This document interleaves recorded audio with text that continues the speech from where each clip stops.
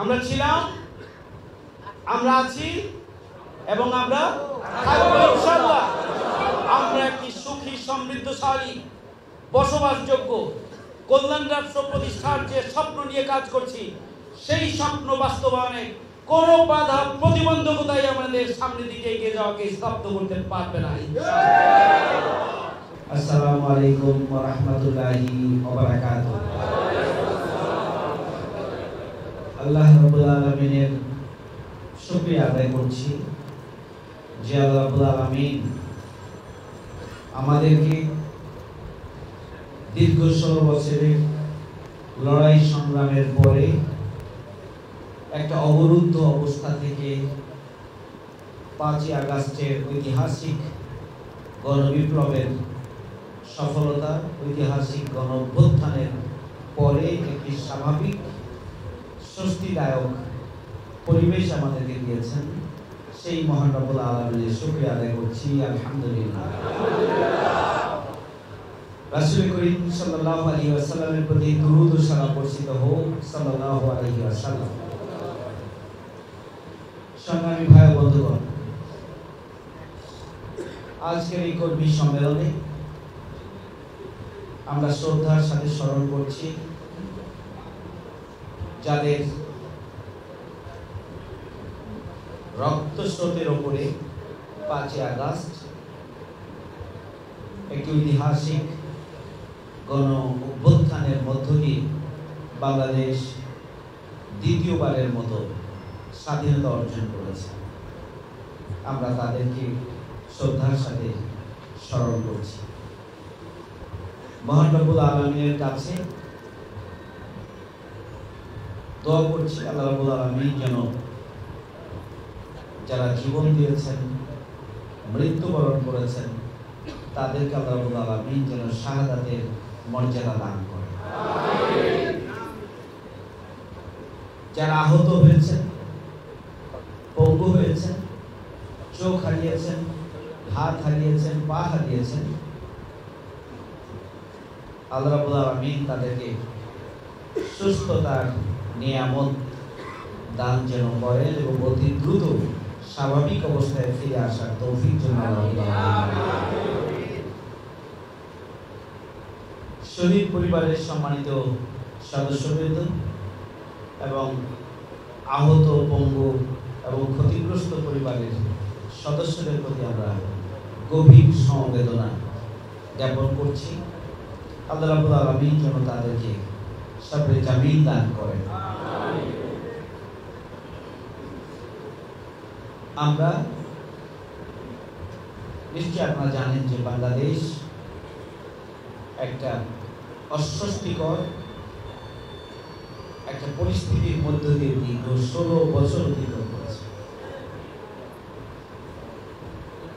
এই 16 বছরে 2006 সালের 28 অক্টোবর পল্টন ময়দানে লগি বৈঠা এবং আগ্নেয়াস্ত্র দিয়ে 4 দলীয় জোট সরকারের শেষ দিনে যে নির্মম সন্ত্রাসী কায়দায় লগি বৈঠা দিয়ে খুঁচিয়ে খুঁচিয়ে গুলি করে হত্যা করেছে, মৃত লাশের উপরে নৃত্য করেছে এবং লাশের উপরে লগি বৈঠা দিয়ে খুঁচিয়ে খুঁচিয়ে মানুষ মেরেছে, সাপের মতো পিঠে পিঠে মানুষ মেরেছে।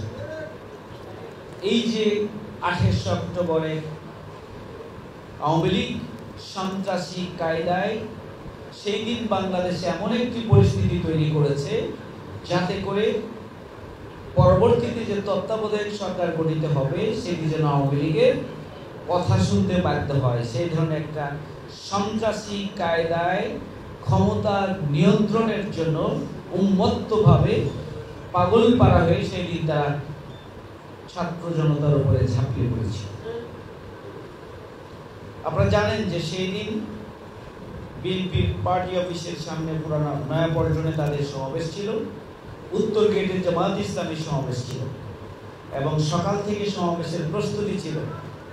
আর তৎকালীন আওয়ামী লীগের সভানেত্রী শেখ হাসিনার পক্ষ থেকে তৎকালীন আওয়ামী লীগের সভানেত্রী শেখ হাসিনার পক্ষ থেকে আহ্বান জানানো হয়েছিল গোটা বাংলাদেশের যুবলীগ, ছাত্রলীগ, আওয়ামী লীগকে লগি বৈঠক নিয়ে রাজধানীতে আসার জন্য আহ্বান জানানো হয়েছিল এবং শেখ হাসিনার আহ্বানে সাড়া দিয়ে সারা বাংলাদেশের থেকে সন্ত্রাসীরা ঢাকায় এসে 28 অক্টোবরের পৈশাচিক ঘটনা ঘটিয়েছিল, যা পৃথিবীর ইতিহাসে একটি ন্যাক্কারজনক ঘটনা হিসেবে চিহ্নিত হয়ে থাকে। এই যে তাদের সন্ত্রাসী কার্যক্রম শুরু, তা দিয়ে আওয়ামী লীগ অন 11-এর যে সরকার অর্থাৎ মঈনুদ্দিন ফখরুদ্দিনের সরকারকে তারা সমর্থন দিয়েছে এবং বলেছিল, শেখ হাসিনার পক্ষ থেকে বলা হয়েছিল, মঈনুদ্দিন ফখরুদ্দিন সরকারের তাদের যে সমস্ত ভুল ভ্রান্তি এবং অপকর্ম রয়েছে সবগুলো তিনি দেখবেন, সবগুলো তিনি ক্ষমা করে দেবেন। টার্গেট কি ছিল? 2008 সালের নির্বাচনে যাতে করে তাদেরকে ক্ষমতায় বসানো হয়। সেই দিন পিছন দরজা দিয়ে আওয়ামী লীগ ক্ষমতায় এসেছিল। 25 এবং 26শে ফেব্রুয়ারি পিলখানার হত্যাকাণ্ড ঘটানোর মধ্য দিয়ে এক ঢিলে 3 পাখি মেরেছিল তারা 57 জন চৌকস দেশপ্রেমী সেনাবাহিনীকে হত্যা করার মধ্য দিয়ে বাংলাদেশের সেনাবাহিনীকেই তারা দুর্বল করে দিয়েছিল। পিলখানার হত্যাকাণ্ড থেকে, পিলখানার এই পরিস্থিতি থেকে সেনা কর্মকর্তাদেরকে উদ্ধার করার জন্য তারা উদ্যোগ নিতে চাইছিলেন, কিন্তু তৎকালীন প্রধানমন্ত্রী শেখ হাসিনা কেন তিনি অনুমতি দেন নাই? অনেক প্রশ্ন তৈরি হয়েছে। সেই সময় যে সমস্ত তদন্ত কমিশন গঠিত হয়েছিল, নিরপেক্ষ তদন্ত কমিশন যেগুলো ছিল বিভিন্ন ক্যাটাগরিতে, সেগুলো রিপোর্ট পেশ করতে দেওয়া হয়নি। সংগ্রামী ভাই বন্ধুগণ, আপনারা জানেন, এরপরেই তারা জামাত ইসলামীর শীর্ষ নেতৃবৃন্দকে তারা হত্যা করার ষড়যন্ত্রের মধ্যে উঠে তথাকথিত ট্রাইব্যুনাল গঠন করে এবং বলা যায় যে দলীয় সাক্ষী, দলীয় প্রসিকিউটর, দলীয় বিচারক সব কিছু নিজেদের মতো করে সাজিয়ে তাদেরকে বিচারের নামে প্রহসন করা হলো এবং আমাদের শীর্ষ 5 জন নেতাকে ফাঁসিতে ঝুলানো হলো।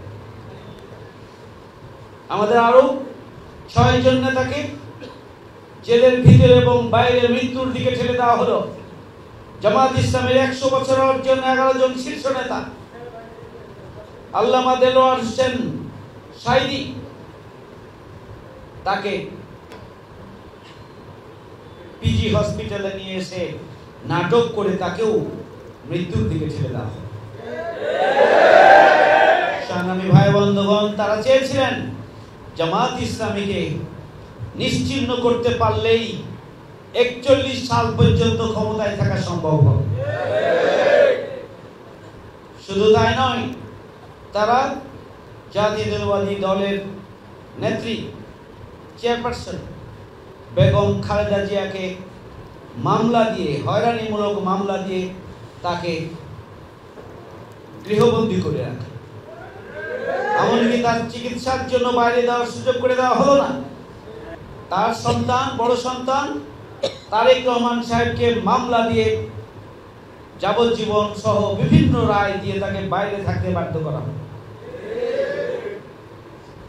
আওয়ামী লীগ চেয়েছিল বিরাজনীতিকরণ করা, নেতৃত্ব শূন্য করে দিয়ে আগামী দিনে একটি মাত্র দল থাকবে, সেটি আওয়ামী লীগ, এবং 72 থেকে 75-এ যে বাকশাল তারা কায়েম করেছিল তারই পুনরাবৃত্তি করতে চেয়েছিল। তারা জামাত ইসলামীর বিরুদ্ধে 20,000 মামলা তারা দায়ের করেছিল। লক্ষ লক্ষ জামাত শিবিরের নেতা কর্মীকে বারবার কারাবরণ করতে হয়েছে। অসংখ্য জামাত শিবির নেতা কর্মীকে ঘর ছাড়া করা হয়েছে। অসংখ্য জামাত কর্মীকে তাদের ব্যবসা বাণিজ্যকে নষ্ট করে দেওয়া হয়েছে। চাকরি থেকে তাদেরকে অব্যাহতি দেওয়া হয়েছে। স্বাভাবিকভাবে ঘরে থাকতে কেউ পারে নাই জামাত শিবিরের লাখো লাখো নেতা কর্মী সুধী শুভাকাঙ্ক্ষী। এই 16 বছরে তাদেরকে ঘরে থাকতে দেওয়া হয়নি। প্রায় 5 শতাধিক নেতা কর্মীকে তারা 16 বছরে হত্যা করেছে জামাত ইসলামী বাংলাদেশে। আর দেশের হাজার হাজার জনতাকে গুম খুন জুলুম নির্যাতন নিষ্পেষণ করে এমন একটা অরাজক পরিস্থিতি তৈরি করেছে, এখানে যেন আওয়ামী লীগের বাইরে কারো বসবাসের কোনো অধিকার নেই, সেই ধরনের একটি অস্বস্তিকর বিপর্যয়কর একটা পরিস্থিতি তৈরি করেছে। জামাত ইসলামীর নিবন্ধনকে তারা বাতিল করে দিয়েছে গায়ের জন্য। তারা জামাত ইসলামীর প্রতীক কেড়ে নিয়েছে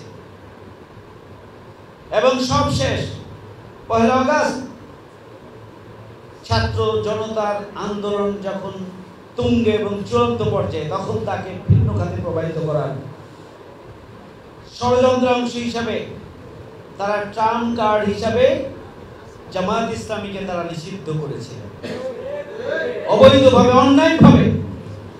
যদি দেশের জনগণ তা মেনে নেয় নাই, সেনাপ্রধান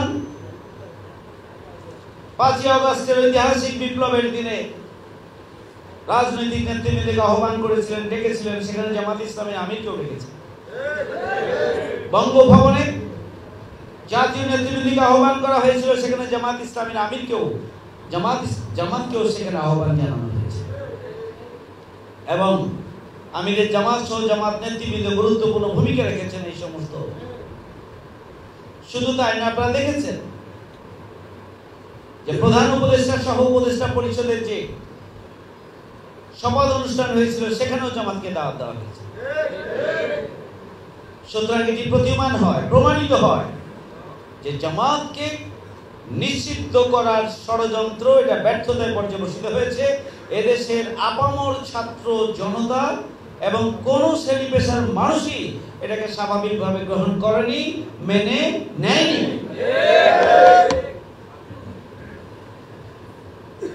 সংগ্রামী ভাই বন্ধুগণ, আমি যেটি বলছিলাম, বিগত 16 বছরে আপনারা লক্ষ্য করেছেন যে তারা 2013 সালের 5ই মে শাপলা চত্বরে গণহত্যা পরিচালনা করেছে। তা যারা হত্যাকাণ্ডের শিকার হয়েছে, আলেম ওলামা তাদের নামের তালিকাটাও পর্যন্ত প্রকাশ করার সাহস পায়নি। মাত্র গণঅভ্যুত্থানের পরে 67 জনের তালিকা তারা ঘোষণা করেছে। এই সংখ্যা আরো বেশি। আলেম ওলামাদেরকে নিশ্চিহ্ন করার মধ্য দিয়ে তাদের ক্ষমতাকে একাচ্ছত্র নিজের মতো করে স্বেচ্ছাচারিতার মাধ্যমে এক না একতন্ত্র বাকশাল কায়েম করে দেশকে তারা পরিচালনা করতে চেয়েছে। আল্লামা দেলোয়ার হোসেন সাঈদী, তার বিরুদ্ধে যখন রায় দেওয়া হয়, এটার প্রতিবাদ করতে গিয়ে প্রায় 1.5 শতাধিক নেতা কর্মীকে পাখির মতো গুলি করে হত্যা করেছে।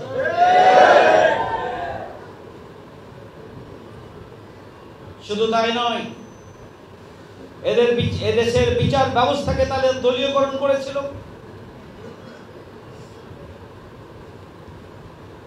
এদেশের আইন শৃঙ্খলা বাহিনীকে দলীয় পেটুয়া বাহিনী হিসাবে তারা গড়ে তুলেছে। জনগণের মুখোমুখি তাদেরকে নামিয়ে দেওয়া হয়েছিল। মিডিয়াকে ডিজিটাল সিকিউরিটি আইনের নামে কালো আইন তৈরি করে মিডিয়াকে নিয়ন্ত্রণ করেছিল।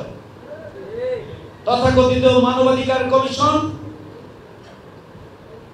দলের নির্ধারিত, আওয়ামী লীগের নির্ধারিত ছকের মধ্য দিয়ে এদেশের মানবাধিকারকে প্রকাশ করার মধ্য দিয়ে তারা এদেশের জনগণের অধিকারকে বলঞ্চিত করেছিল।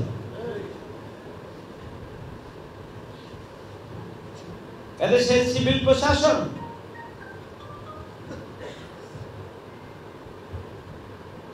রাষ্ট্র পরিচালনায় যারা গুরুত্বপূর্ণ ভূমিকা পালন করে তাদেরকে দলীয় যারা কমিটেড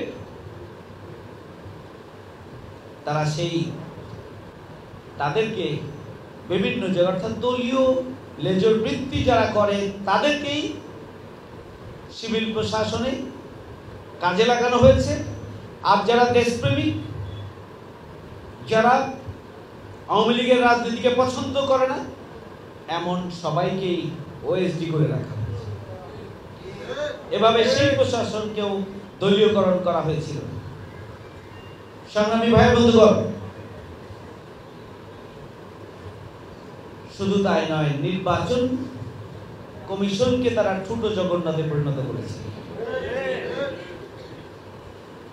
এই চতুর্থ দফা নির্বাচনের যে নাটকীয়তা, এটা অবিশ্বাস্য। এটা কোনো মানুষ এটা কল্পনা করতে পারে না। 8 থেকে 9% ভোট পড়ে নাই, সেখানে 28% ঘোষণা দেওয়ার চিন্তা করেছিল নির্বাচন কমিশন। 5 থেকে বলা হলো 42 বলেন। কি আপনারা জানেন না?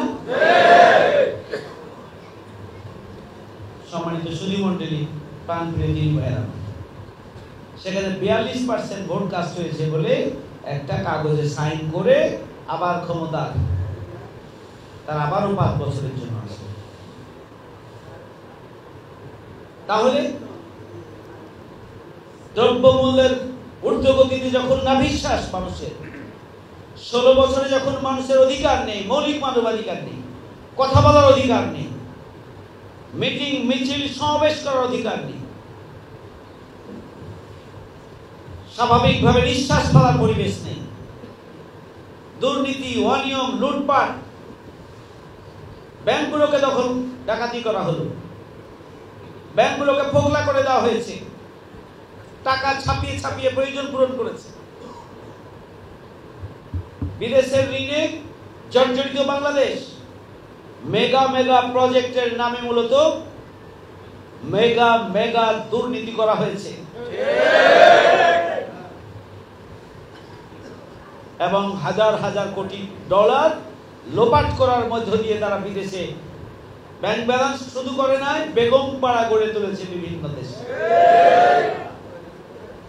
সংগ্রামী ভাই বন্ধুগণ, দেশের একটা অস্বস্তিকর এই পরিস্থিতিতে জনগণ যখন এই অপশক্তির হাত থেকে বাঁচার জন্য তাদের সামনে আর কোনো পথ খোলা ছিল না, ঠিক সেই সময়ে ছাত্ররা আবাবিল হিসেবে আবির্ভূত হয়ে তাদের দাবি নিয়ে ময়দানে ঝাঁপিয়ে পড়েছে। তাদের বিরুদ্ধে অবজ্ঞা, যুবলীগ ছাত্রলীগকে সশস্ত্র অবস্থায় নামিয়ে দেওয়া, পুলিশ সহ সমস্ত আইন শৃঙ্খলা বাহিনীকে, সমস্ত রাষ্ট্রীয় শক্তিকে কাজে লাগিয়ে তাদেরকে বিরত রাখার জন্য, আন্দোলন থেকে ঘরে তুলে দেওয়ার জন্য ষড়যন্ত্র করেছে। যেভাবে বিগত 16 বছরে রাজনৈতিক দলগুলোকে রাষ্ট্রীয় শক্তি প্রয়োগ করে নিপীড়ন করে ঘরে তুলে দিয়েছিল, তারা মনে করেছিল যে এবার ছাত্রদেরকেও তারা ঘরে তুলে দেবে। কিন্তু ছাত্ররা 69-এর গণঅভ্যুত্থান, 52-এর ভাষা আন্দোলন, 71-এর স্বাধীনতা আন্দোলন সহ কখনোই ছাত্ররা ব্যর্থ হয় না। এখানেই তাদের হিসাবে ভুল ছিল। গুলি করে, পাখির মতো হত্যা করে তারা এই আন্দোলনকে নিশ্চিহ্ন করে দেওয়ার চেষ্টা করেছিল। সেই ষড়যন্ত্র, চক্রান্ত ব্যর্থতায় পর্যবসিত হয়েছে। ছাত্রদের আন্দোলনের সাথে শিক্ষকরা যুক্ত হয়েছে, কর্মকর্তা কর্মচারীরা যুক্ত হয়েছে, ছাত্রদের অভিভাবকরা যুক্ত হয়েছে এবং এক পর্যায়ে এক দফা আন্দোলনে দেশের সকল শ্রেণী পেশার মানুষ ঐক্যবদ্ধভাবে রাস্তায় তাদের সন্তানের সাথে জীবন বাজি রেখে মাঠে নেমেছে। ছাত্র জীবন দিয়েছে, জনগণ জীবন দিয়েছে, পিছপা হয় নাই। আপনারা তার সাক্ষী। এই চিটাং রোড থেকে শুরু করে যাত্রাবাড়ি পর্যন্ত ইতিহাসের নজিরবিহীন হত্যাকাণ্ড এখানে চালানো হয়েছে। 5 নভেম্বরও এখানে একটি গণহত্যা করা হয়েছে। এক জায়গায় শুধুমাত্র যাত্রাবাড়ি থানার সামনে একসাথে গুলি করে 60 থেকে 70 জনকে হত্যা করা। যখন শেখ হাসিনা পালানোর সিদ্ধান্ত নিয়েছেন সেই সময়ে তার পেটুয়া বাহিনী রাজধানী ঢাকায় কমপক্ষে শতাধিক হত্যাকাণ্ড পরিচালনা করেছে। এর মধ্যে এই যাত্রাবাড়িতেই তারা 60 থেকে 70 জনকে হত্যা করেছে। বাকির মধ্যগুলি শেষ পর্যন্ত তারা চেষ্টা করেছিল রাষ্ট্রের সমস্ত শক্তিকে কাজে লাগিয়ে হলেও তারা ক্ষমতায় থাকতে চায়। শেখ হাসিনা অবৈধ প্রধানমন্ত্রী, ফ্যাসিস্ট, পরাজিত শক্তি, গণহত্যাকারী এবং প্রয়োজন হলে ক্ষমতায় থাকার জন্য 18 কোটি মানুষকেও হত্যা করার সুযোগ থাকলে সেটি করত।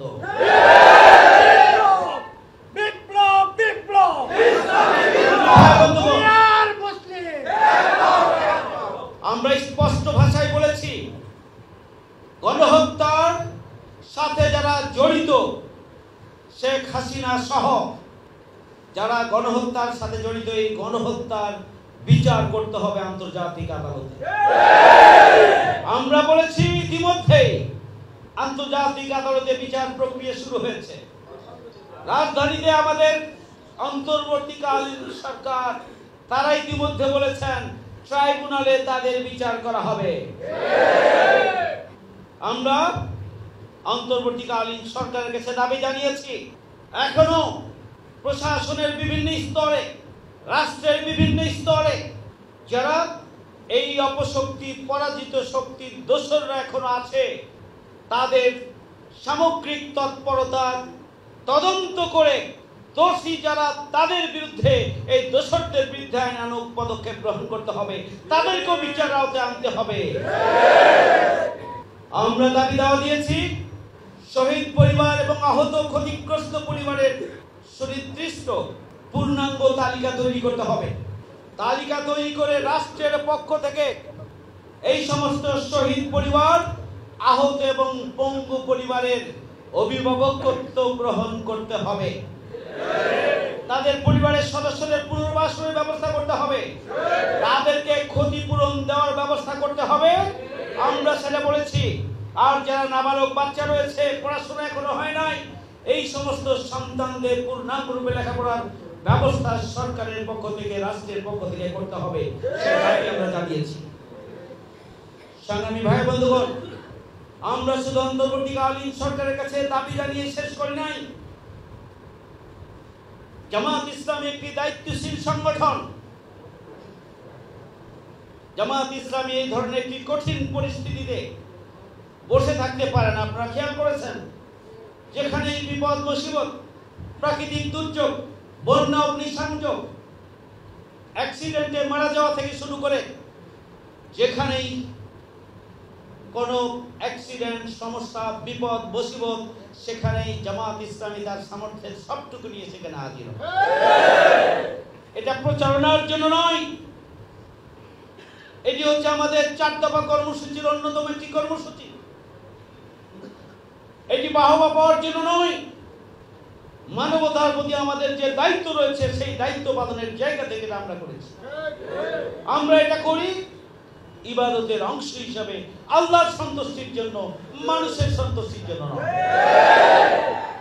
আমরা প্রত্যেকটি পরিবারের কাছে, শহীদ পরিবারের কাছে 2 লক্ষ করে টাকা পৌঁছে দেওয়ার কর্মসূচি হাতে নিয়েছি। আলহামদুলিল্লাহ। আহত পরিবার যারা রয়েছেন তাদের ট্রিটমেন্টের জন্য আমরা আমাদের সামর্থ্যের সবটুকু দিয়ে আমরা ভূমিকা পালন করছি। পাশাপাশি ঢাকা মহানগরীতে যে সমস্ত ছোট ছোট বাচ্চারা রয়েছে, যাদের পড়াশোনা নিশ্চিত হয়ে গিয়েছে, এই সমস্ত পরিবারের পড়াশোনার দায়ভারও আমরা আমাদের সামর্থ্য দিয়ে আমরা করার চেষ্টা করব, নেয়ার চেষ্টা করব, আমরা তাদের পাশে থাকবো, আমরা বলেছি।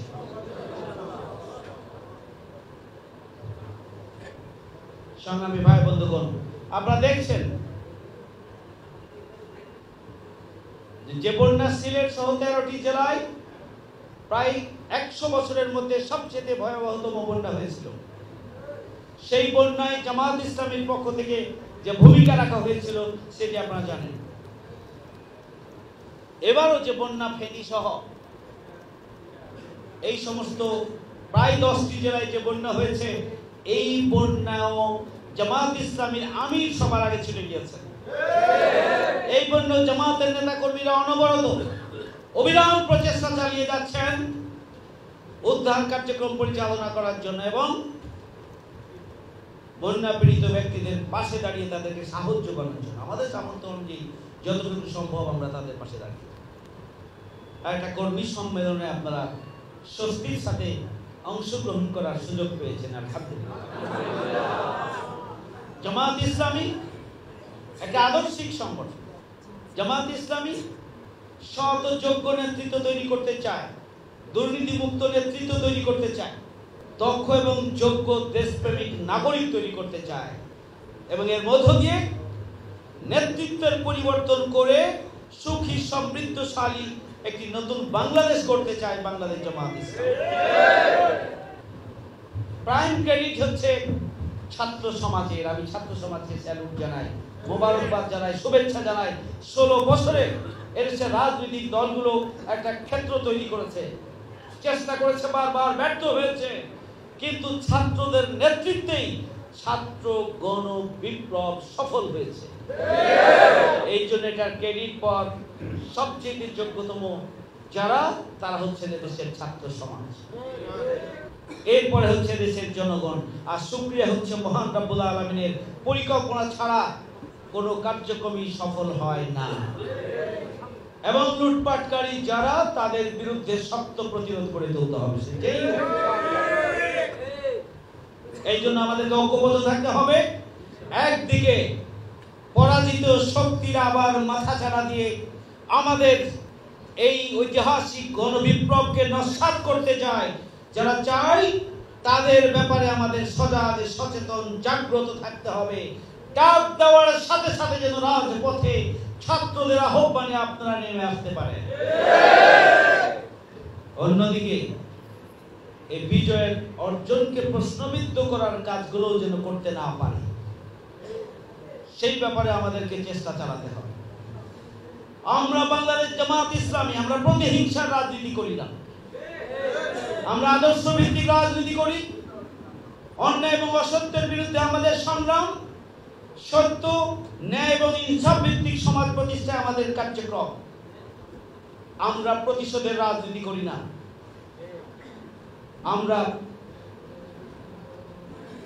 সবাই মিলে আমাদের এই প্রিয় বাংলাদেশকে গড়ে তুলতে চাই।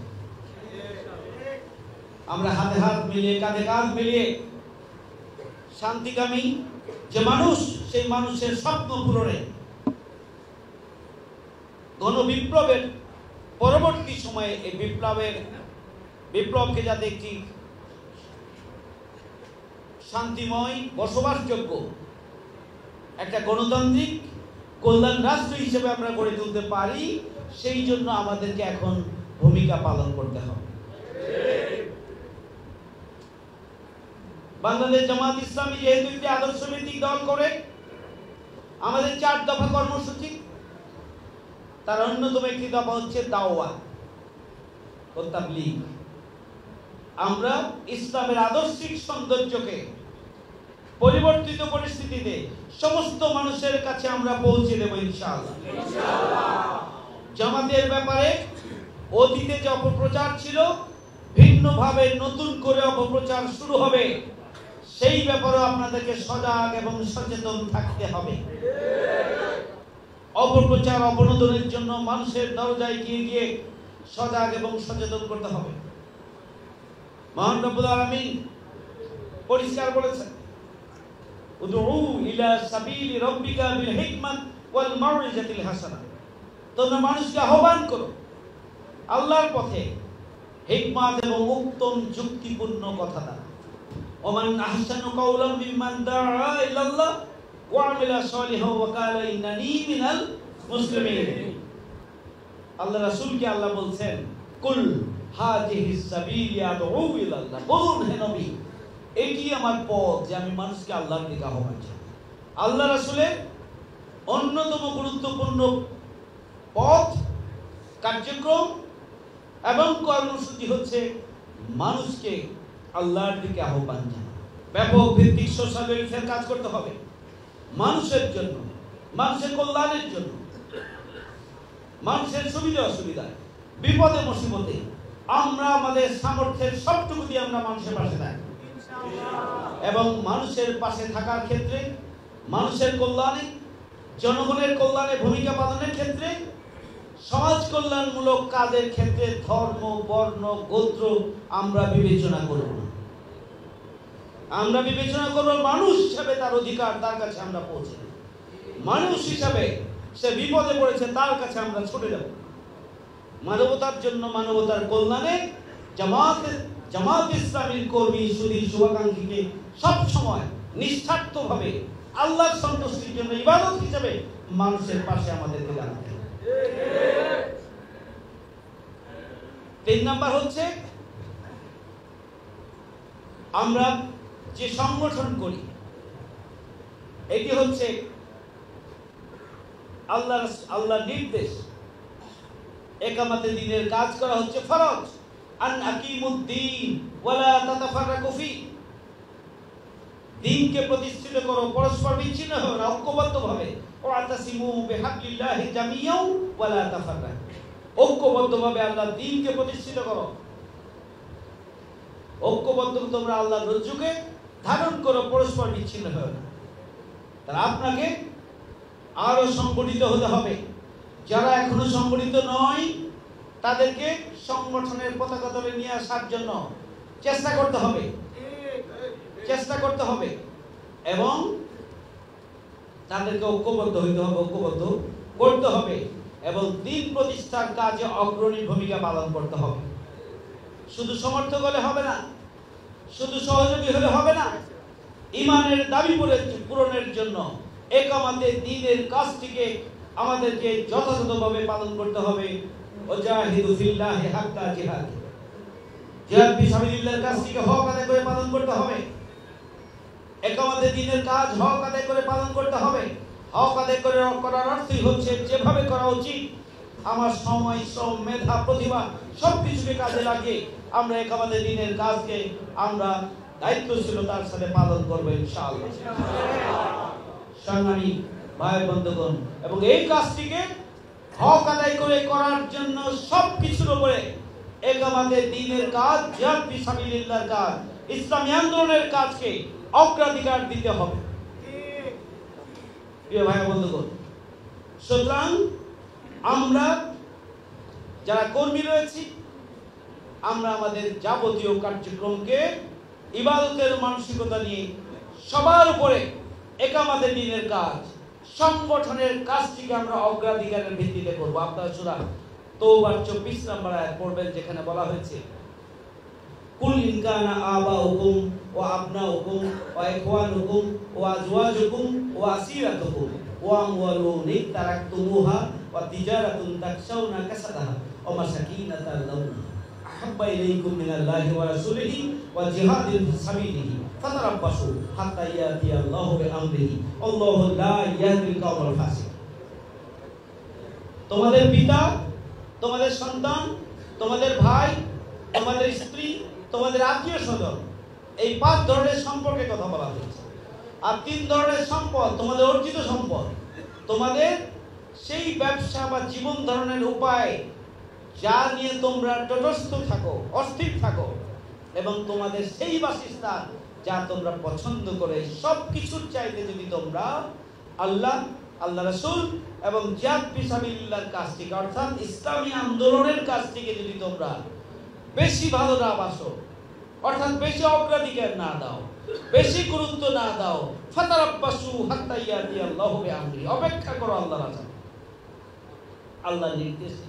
আল্লাহু লা ইয়াহদিল কওমাল ফাসিকিন, আল্লাহ ফাসিকদেরকে হেদায়েত দান করেন না।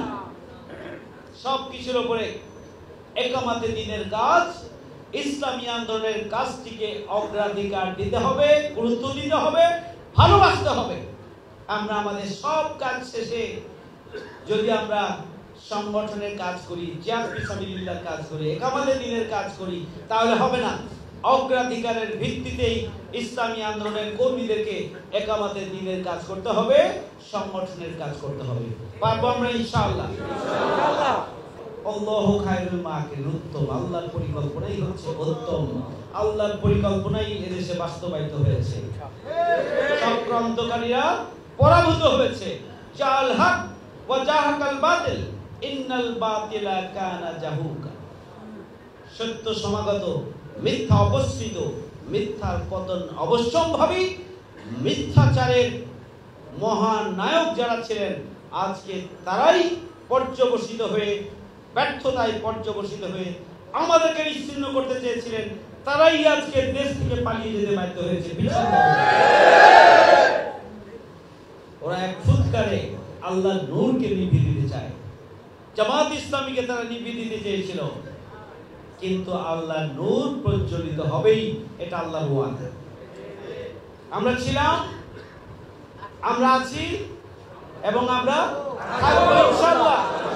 আমরা একটি সুখী, সমৃদ্ধশালী, বসবাসযোগ্য কল্যাণ রাষ্ট্র প্রতিষ্ঠার যে স্বপ্ন নিয়ে কাজ করছি, সেই স্বপ্ন বাস্তবায়নে কোনো বাধা প্রতিবন্ধকতাই আমাদের সামনের দিকে এগিয়ে যাওয়াকে স্তব্ধ করতে পারবে না ইনশাআল্লাহ। এই জন্য আপনাদেরকে অতন্ত্র প্রহরীর ভূমিকা পালনের আহ্বান জানিয়ে ঢাকা মহানগরী দক্ষিণ, বিশেষ করে আমাদের যাত্রাবাড়ি পূর্ব থানাকে জামাত ইসলামের একটা দুর্গে পরিণত করার জন্য আপনাদেরকে ভূমিকা পালনের আহ্বান জানিয়ে আমার কথা এখানে শেষ করছি। আপনারা ভালো থাকবেন, সুস্থ থাকবেন। আল্লাহ রাব্বুল আলামিন সকল পরিস্থিতিতে আমাদেরকে দেশের জন্য আমাদের প্রয়োজন হলে জীবন উৎসর্গ করার জন্য আমরা প্রস্তুত থাকব, সেই প্রত্যাশা ব্যক্ত করে আমার কথা এখানে শেষ করছি। আমা তৌফিক ইল্লা বিল্লাহ। আসসালামু আলাইকুম ওয়া রাহমাতুল্লাহি ওয়া বারাকাতুহু।